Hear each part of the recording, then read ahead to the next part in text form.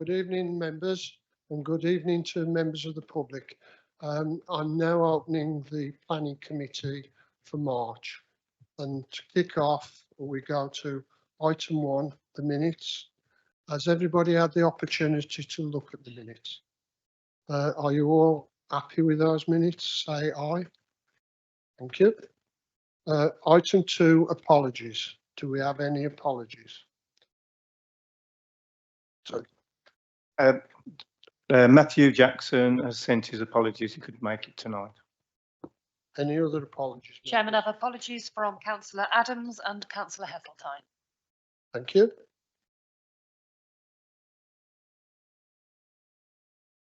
Thank you. We therefore go to item 3, declarations of interest. Any declarations? Councillor Ashley. Thank you, Mr. Chairman. I'm referring to item 24/01071/VAR, Sarden Farmhouse. I know the site well. I visited it. I have no particular connections financially at all, but I would like to declare a non-pecuniary interest.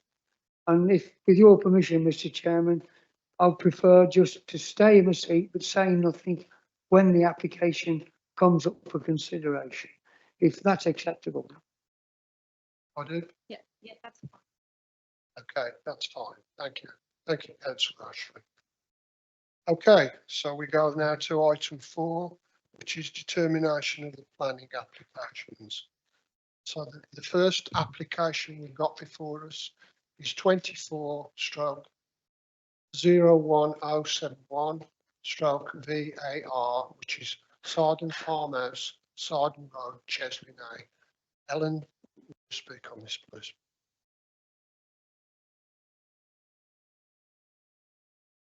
Thank you, Chair. The application relates to a former farmhouse located on Sarden Road on the northern edge of Chesley Hay village. Planning permission was granted for alterations and a change of use to the dwelling house and its associated outbuildings to offices and storage in December of 2024. The current application now seeks to vary condition number 2 of that permission, which is the approved plan condition, to allow for the demolition of the lean-to extension to outbuilding A, to provide space for future construction of a new storage building. For clarity, this application is only considering the demolition of part of the outbuilding. Any proposed new construction of a new storage building is currently undergoing separate assessment under a separate application. So just to familiarise members with the site, this is the site location plan you can see here in front of you. Hopefully you can see my cursor. This is the main farm building here. Several outbuildings that you can see. This is what we're referring to here as outbuilding A. You can see my cursor. And the part of the demolition we're talking about is this rear part, just there at the rear of the building. As you can see, this is the Sarden Road, and this is the site access point here into the site itself. The application is brought before Planning Committee as the applicant is related to an elected ward councillor. The previous permission established the principle of the development as being acceptable within the Greenbelt, and this application will have no appreciable difference on the impact on openness. Whilst the main farmhouse is considered a non-designated heritage asset, the part of the outbuilding to be removed is a modern extension and would have minimal material impact on the character of the building or on the wider area. There will also be no further impact on protected species or the mitigation measures previously proposed. Approval is therefore recommended, subject to conditions. Can I also just draw members' attention to the update list, the late list that I've handed around in hard copy. Apologies, I would normally send it out by email, but it was drafted quite late in the day. So I wanted to make sure you'd all had sight of that. It's just a point of clarity on the actual officer report itself with regards to the removal of part of the building and the alterations to the roof. So no new information is included and it doesn't affect the assessment. It's purely a point of clarity that we've added into the report.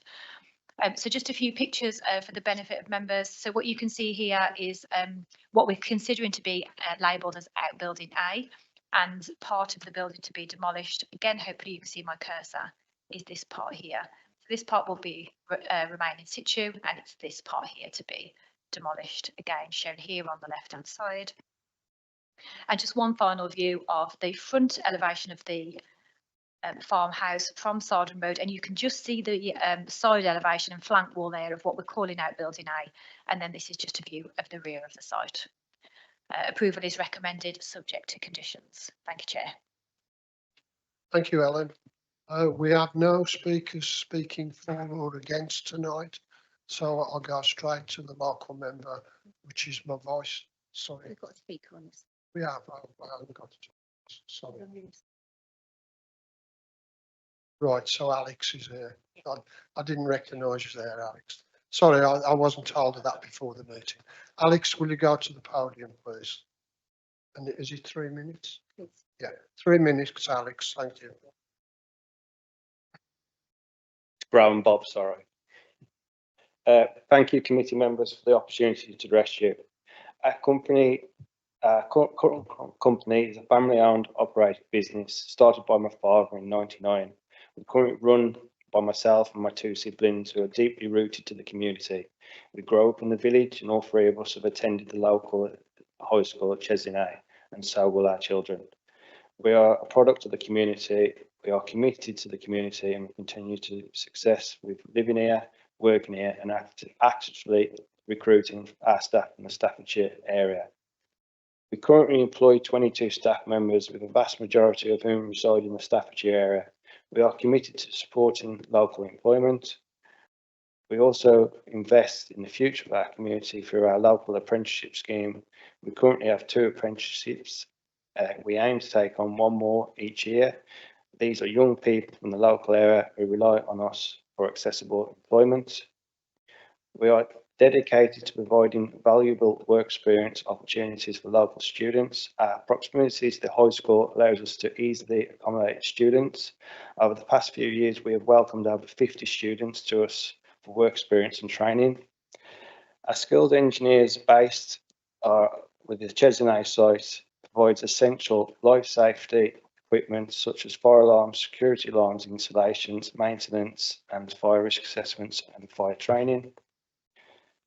The Chesney site base is for storage of stock and service parts, and for training and management of the company.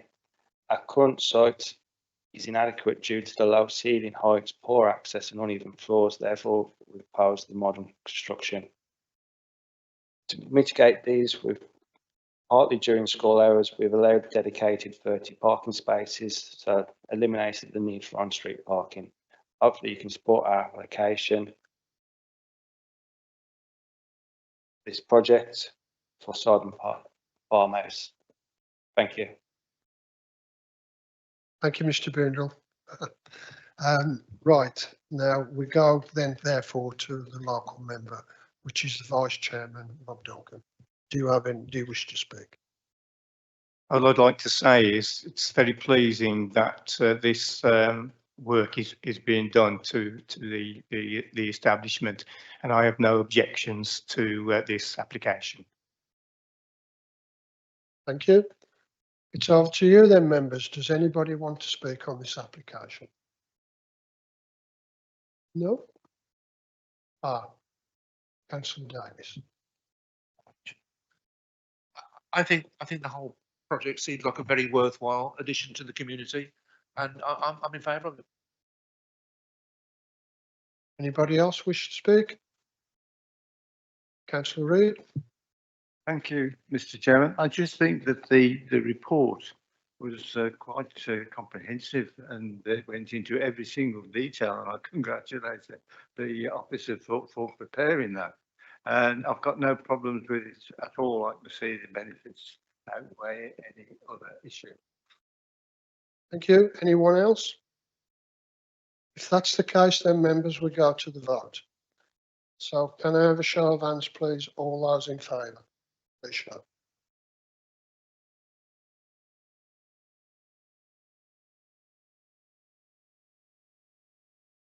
Chair. Okay. Anyone against? Any abstentions? No, that's clearly carried. That's approved. Thank you. Right, we go to the next application on the agenda, which is 24/01086 FUL. This is Penkridge Middle School, Marsh Lane. Can you give us the details, Alan, please? Thank you. Thank you, Chair. This application relates to a double mobile classroom within the grounds of Penkridge Middle School. Permission was previously granted in 2020 for the siting of the classrooms for a temporary period of 5 years. The current application seeks a further temporary consent for a period of 3 years. Just to give members some context, that's the site area there that shows the school, shows the relationship with the neighbouring residential properties, and the yellow mark on the plan there, just get my cursor, shows the location of the temporary classroom. The school is currently oversubscribed and there is a continuing need for the mobile classroom to provide additional capacity as well as providing specialised space to accommodate special education needs and disabilities. Without the mobile classroom, the quality and breadth of the teaching offered at the school would be negatively impacted. A further temporary period would allow the school to explore funding and a more permanent solution. It's considered, therefore, in this case, that very special circumstances do exist which would outweigh the harm to the Greenbelt.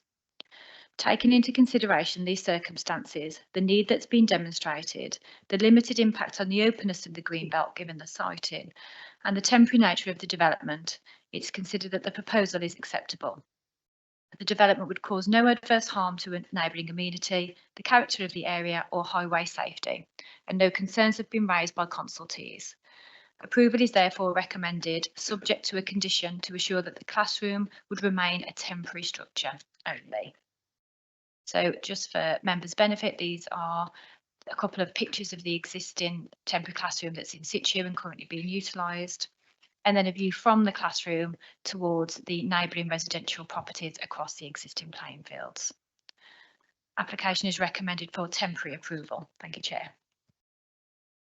Thank you, Ellen. I've definitely got it right this time. There are no speakers for and against. So therefore it's across to the local member, which was Sam Harper-Wallace. Thank you, Sam. Thank you, Chair. Yeah, as the report details, there is no kind of abject or reasons to reject the planning application here. I guess it really just as a comment as a ward member, it's just a shame that we're 5 years down the line and they're having to still use temporary classrooms and they're applying for another 5. It just gives a state of school funding, which is kind of shameful at the moment, but I'll withhold. I know that's not a planning reason, but I just want it on record. Thanks, Chair. Thank you. Any members wish to speak on this application? No? Looks like we're speeding along quite quickly here. Therefore, I'll go straight to the vote. All those in favour, please show.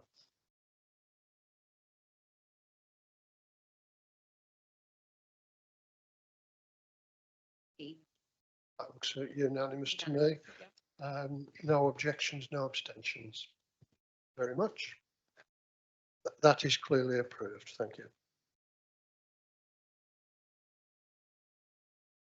Next, we go to item 5, which is the monthly update from our lead planning manager.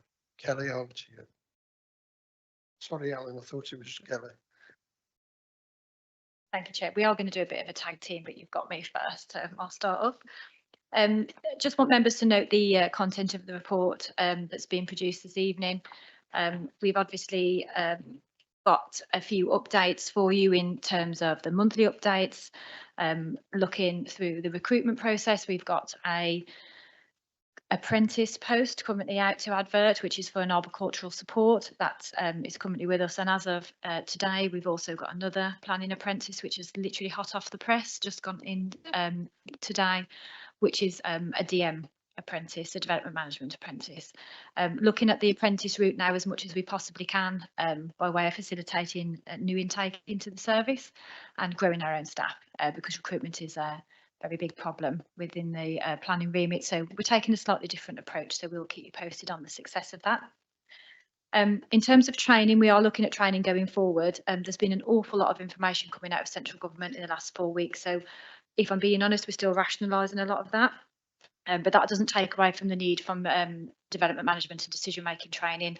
So we are looking to do planning conditions now in a bespoke course on that from myself and Pardip before the May planning committee. Conscious that Easter falls across the April committee, so we're looking to avoid that one where we can. I really want to fly the flag for the planning stats for this month because they've really increased in terms of percentage returns to central government, and the fact that we are performing incredibly well against our Staffordshire neighbours, and I think that's worthy of note. One final point for me is on the appeals. I don't intend to go over them all in detail as you've had them in advance, but just to flag the one particular one, which was Windycroft on Fox Road in Shipley, Pattingham, and the balancing exercise that the inspector did there with sustainable location versus the lack of a 5-year supply. And it was quite an interesting balance. And the inspector declared that whilst it was an unsustainable location, the fact that the authority only had a 1.17-year supply outweighed any harm that would come with that. So just an indication of what we're starting to see come through the planning decisions, albeit I will hold the fact that some of these decisions were made while we're in a different climate with the 5-year supply, and that's changed during the life of the appeal. But I just wanted to flag that particular one that was of interest. But in terms of update for me, that's it, Chair. I'm going to hand to Kelly for a further update, if that's okay. Okay, double act tonight then, Kelly. Yes, thank you very much, Chair. Helen alluded to the fact that obviously there's a lot of information coming out of central government at the moment. I've had a few queries about the planning and infrastructure bill that came out last week. It seems to be flying by in terms of times. We're not going to do a specific training session on it because it is a bill. Obviously, there's a lot of coursework to run through at the moment and changes to that are bound to happen, as we always see when bills make their way through Parliament. But just to sort of give you a bit of a flavour, if you haven't had time to digest it, what the sort of key headlines are, because there is a clear direction of travel the government are seeking to go through. I start first of all with sort of the big scale, which is the strategic planning that they're wanting to bring in, and something called spatial development strategies, which will sit across the sort of the strategic unitaries. And whilst we're a while off that yet, in terms of a few years, the guidance on doing those is coming out quite soon, and the expectation is that we will start to work collaboratively across the whatever the geography will be, and that was discussed previously, but that is the expectation, is that we start those now and we start working collaboratively on those now. Alongside that and sort of dovetail to that is the new planning system is coming out with a 30-month local plan requirement, and as members are aware, we've already started that process because we know that we need to, because our local plan that's under examination at the moment is less than 80% of where it needs to be in terms of the new housing number. So whilst we don't know what that 30-month local plan looks like, more will follow. We know we need to start moving in that direction, which is what we're absolutely doing. So you've got the changes proposed to the strategic planning and then local planning, but alongside that there's quite a lot of reforms suggested for planning committees and what that looks like. And if you haven't had a chance to have a look at it, I do recommend you have a look.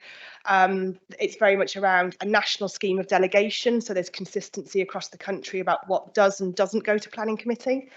There is a lot around streamlining only very few decisions coming to planning committee, namely to try and speed up planning committee planning decisions, and also streamlining committees in terms of numbers of members that are in a committee. They vary greatly across the country, so guidance again on that, and that members that do sit on planning committee will have to have a nationalised mandatory training that's almost certificated at the end of it, that you have passed that test.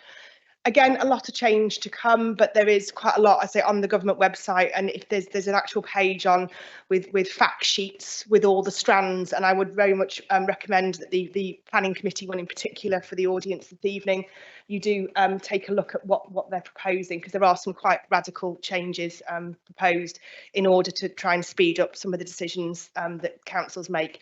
I will note at this point, we are a good performing authority. This is about a consistency across the country, so just bear that in mind when you sort of do have a look at that. There is also things being brought in around local fee setting, and in certain circumstances, some fees can be ring-fenced to be reinvested back into the planning service in order to go back to the crux of it is to speed up planning decisions, speed up the local plan, and to sort of get that development and growth agenda going. So again, we've got some way to go on what this local fee setting may or may not look like, but again, you can see this is the sort of direction they want to go. And then last but not least, there's strands around infrastructure and how infrastructure will be delivered. Again, linking back to that sort of strategic scale and how that would look, but also around nature infrastructure and how that would be done on a national basis rather than how it is at the moment, looking at sort of biodiversity on an ad hoc basis. They're looking at how they could make it as a national scheme. We're yet to be convinced that's a workable one. The government recognises that, but again, it's one of the strands of the planning and infrastructure bill. So in a sort of very whistle-stop tour, those are the sort of key areas they're looking at. Some proposals at this stage, but as I say, I urge caution. They've got a lot to sort of go through. So just wanted to kind of give that as a bit of an update on that. Second to that, we've also had the green/grey belt assessment guidance now come out. The council is also one of the authorities that's been awarded a grant fund to carry out an additional green belt review. We are doing that with other authorities in southern Staffordshire that have the West Midlands green belt with them as a joint commission, and we're very grateful that Tamworth will be leading on that joint commission, and we hope to get that underway in the next the tendering process away in the next couple of weeks, with a view that we can get a consultant on board quickly so we can start to establish what our grey belt does look like. So for such reasons, until we know a bit more, we don't propose to hold training because there's not really much to say at the moment, apart from we're working on a case-by-case basis. I know a number of members have been with us on various discussions of development sites, and if they're in the green belt, we'll just do each one as it comes based on the evidence we have to date to try and work our way through in advance of the full study coming. So I appreciate that's a lot of information in a short period of time, but I've had quite a few questions about what does this mean, and I just sort of, the takeaway is have a look at the website, but we're a long way to go before any decisions are taken. Thank you, Chair. Thank you, Kelly. As you can see, members, there's a lot happening. Kelly, do you want to take any questions? Okay. Members, any questions on what you just heard? Thank you. Just one point, Kelly. Retrospective planning fees. There's nothing in this detail in that. That is something that should be looked at, I think. It has been muted in the past, and whether it comes in terms of local fee setting as an option, it's something we can look at. There is always, I've said this when we've had this conversation before, yes, it is almost seen as a, well, you know, sort of slap on the wrist for doing it, but actually it makes it harder for us to enforce as well. So it's not that straightforward, because there's pros and cons to having a double fee for retrospective in terms of trying to remedy the breach then in the end, because somebody may not be willing to then submit an application in, and then we end up discussing expediency in the public interest and things that we might have been able to remedy, we just can't because the applicant refuses to pay it. So it's not straightforward, but we can, I suspect that will be under local fee setting in time to come. Councillor Evans. Thank you, Mr. Chairman. Firstly, a point on the performance. We seem to be doing well, and I know most of the inspectors' appeals have gone in our favour. So well done to all the planning team. But on your point, Kelly, about the planning and infrastructure bill, one of the headlines is, for example, it's going to pare back the rights of the planning committee, and we're going to see far fewer things come in, and it could be so severe that, say, there could be 99 houses proposed in the green belt, and as local members, as I understand it, would be stripped of our rights. It would be down to the officer to say yay or nay, and there'd be no calling or no referral here. Is that correct as to what the proposal is? Thank you. Kelly. So the bill at the moment, that's one of the things that has been debated, that sites of 100 and less should be delegated under this national scheme of delegation to officers. It wouldn't just be a unilateral officer decision. I'm sure there'll be governance around the way in which professional officers then have to almost have like a panel. I suspect it will just be a different way of doing it. It is still a bill. It's not subject to consultation at the moment, so we can't feed back on it because it's working its way through. But if there's an appropriate point to feedback, I'm sure we will. I think what they're trying to get at is that, and again, we have to think of other authorities and national, is that there's some examples in the paper of where there's been overturns by committee against officer recommendation, and then 2 years later it's gone through and it's significant cost to the taxpayer, and it was the same scheme and it wasn't refused on planning grounds. And so it's those sort of trying to sort of move development forward. But is it the right solution? We're yet to be convinced, but that you are quite right. That is one of the proposals on the table. I think what you find, we have been one of the better performing planning committees. We do look at policy, etc. We don't just let things go through. From what I've read of it, the major application will still come to planning committee. It's what's going on peripheral to that. Is that your understanding? So just to be, so a major is 10 or more. What they're saying is 100 or more would be planning committee. So so what they're saying is the most controversial, significant schemes in the communities, they would still come to planning committee, but those that are deemed to be smaller. So, and that's why they're saying 100 at the moment. It's a number that's been plucked up, but yeah, you're quite right. And the numbers on planning committee, some committees are only 10 and 12. We've got 18 at the moment. So it's just the nuances of different planning committees. Anybody else wish to? Councillor Reid.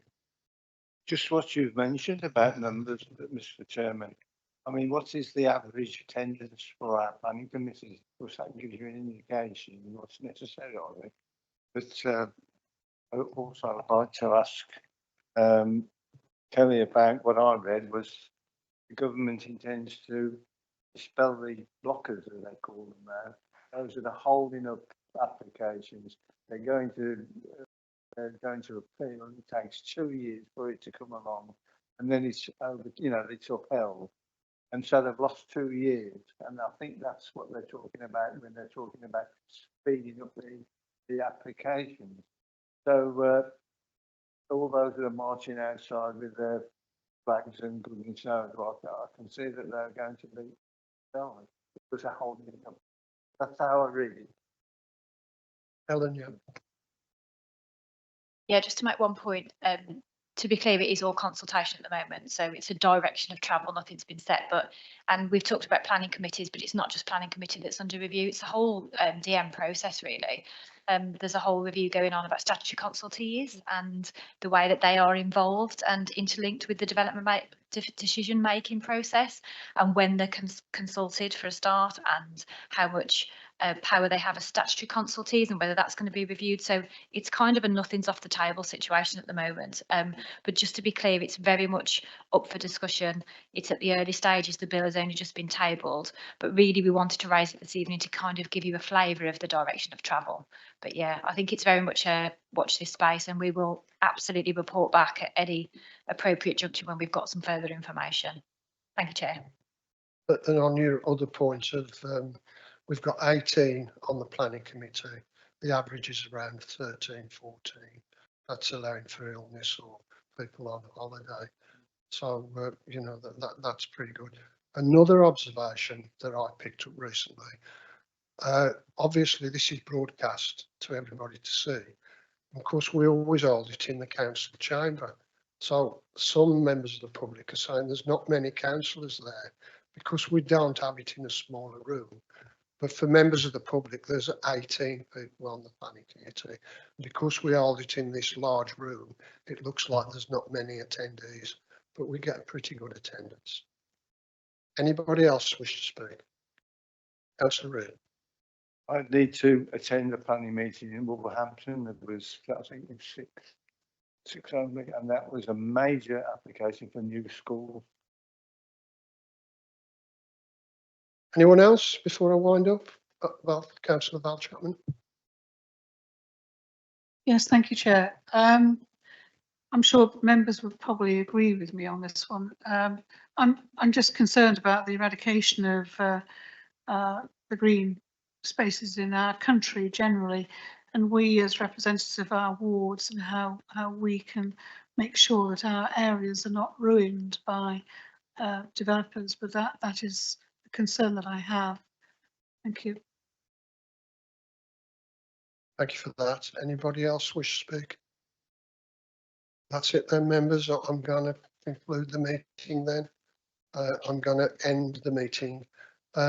Normally we